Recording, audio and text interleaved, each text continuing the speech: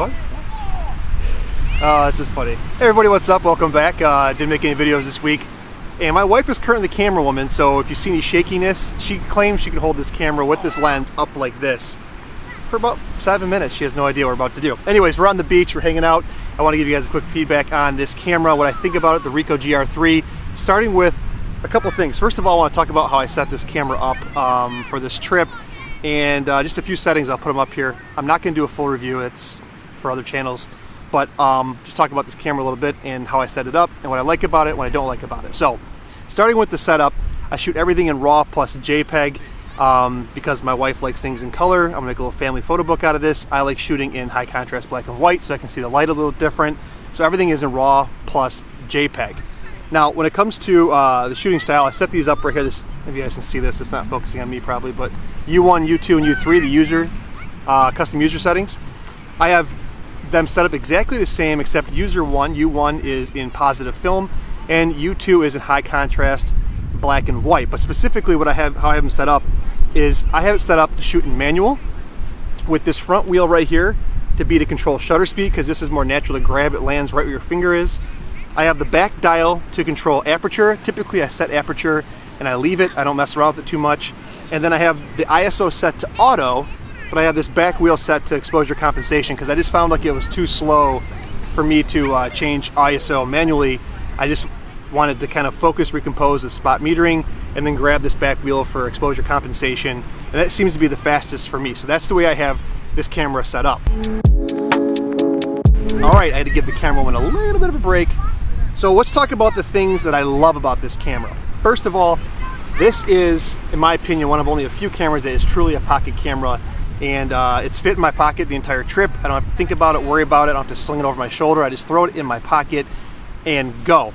I like the fact that it's a retractable lens with the cover. The XF10, the Fuji XF10, also is about the same size, but it doesn't have this, and it has a just a normal lens cap. That thing was a pain in the butt, and if you don't want to put it on, you put it in your pocket and get scratched. I don't like that. That thing's awesome. Number three, third thing I do like is the ergonomics. Everything, well, first of all, this for a little camera, this grip feels fantastic in your hands. As I mentioned earlier, everything is right at your fingertips. So I got shutter speed, I got aperture, and I got exposure compensation. Right here, you can manage the exposure triangle, no problem, with these three dials. Oh, my son's right here. Honey, you can pan to him if you want. You gotta put water. You gotta put water in it, bud. Okay, as I was saying, you can manage the exposure triangle right here with one hand on this camera. It starts up quickly, so boom, now ready to shoot. So the fact that the lens has to retract to come out, no big deal whatsoever.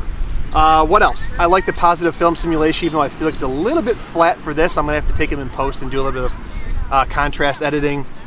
But I love the black and white high contrast film simulation. I think it's awesome. And at the end of this video, I'll put a bunch of photos I took this morning up using that high contrast film simulation to show you guys what that looks like. And hopefully you guys get a good idea of kind of what that looks like straight out of camera without any manipulation whatsoever. Now, what are some of the things I don't like? Number one, especially since this trip in Florida has been bright, I don't like the fact it doesn't have a viewfinder. I have to do everything off the back of the screen, and the screen is fixed. And so if I'm shooting at a low angle, or if I have bright sunlight on the back of the screen, I can't see it very well. It makes me want to get the optical viewfinder on top, but I'm wondering if that makes it, if it's worth it, because then it doesn't fit in your pocket as well, and it's actually just a dummy viewfinder. It doesn't actually correlate directly to what's on the back of the screen. So that's one of the downfalls for sure. Number two, the high ISO performance. I took this to Disney, took some of the long exposure night shots with this ISO 6400.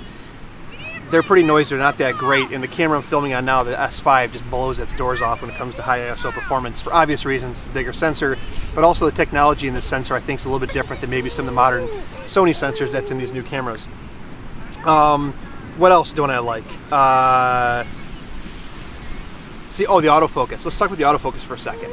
It's not nearly as bad as people say it is. It's actually really good, but sometimes it does hunt or back focus once in a while. Not nearly as bad as the GR2 was. I actually think it does a pretty good job compared to, you got that here? Get the baby crying off screen. But the autofocus is definitely usable, definitely okay. It's not as good as some other cameras, but it definitely does work. It's not a big problem there necessarily whatsoever. Last but not least, the battery life. A lot of people complained about the battery life. Battery life, Vera? Okay. The battery life. The battery life on this, the way I use it, I turn it on, I shoot, and then I turn it off. The way I'm using it, I went all day at Disney and still had 2/3 of a battery left. So for me, the battery life isn't a problem, but I could see if you leave this thing on all the time, how the battery life could be a problem. Come here, you want a bottle?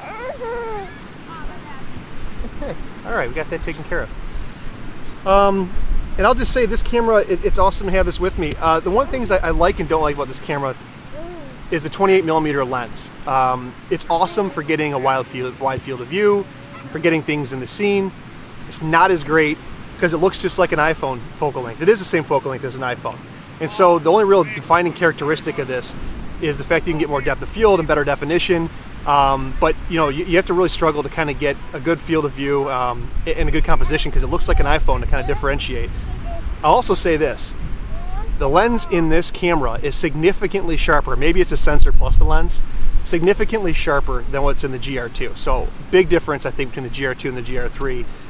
It also helps this has 3-axis image stabilization. So we're able to get pretty stable, sharp images at slower shutter speeds to help offset that 2.8 aperture in this camera. So that's basically the super discombobulated fast feedback on this camera. I like it a lot. It's a fantastic camera. Sits in your pocket. I think it's probably the best pocket camera that exists out there. The other one that would be considered is the Fuji X70, and I'm going to get my buddy Ryan, who is also on vacation, here with us. In a future video, we'll talk about that, but hope you guys got a good feel for what I like and don't like about the camera. If you have any questions, let me know in the comment section below, and I'll show you some pictures of black and white, high contrast photos that I took this morning to give you guys a feel what that looks like out of camera. All right, thanks. Sorry about the children and the noises and the interruptions.